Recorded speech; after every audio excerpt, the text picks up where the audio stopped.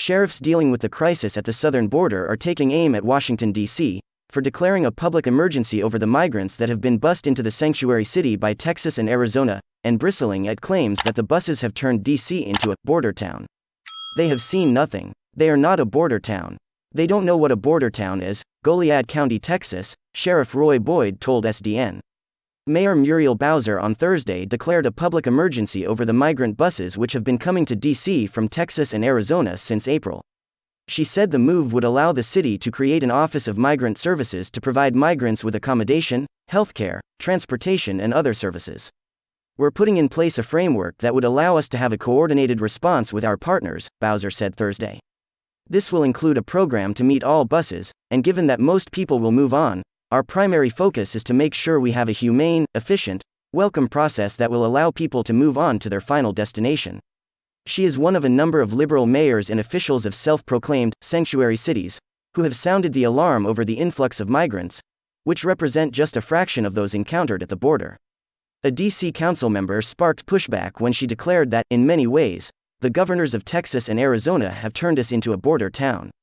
Texas has sent less than 10,000 migrants to D.C. since April, while Border Patrol has so far encountered over 2 million migrants this fiscal year, with monthly encounters regularly hitting the 200,000 mark. Sheriffs and border officials who have been dealing with the crisis since shortly after President Biden took office have responded with astonishment at the noises coming from the cities.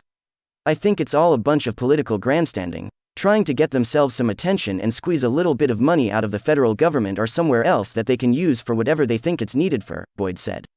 If they want to see what it looks like, they can come down here for us. It's being shoved on us by the federal government and their policies and their lack of enforcement.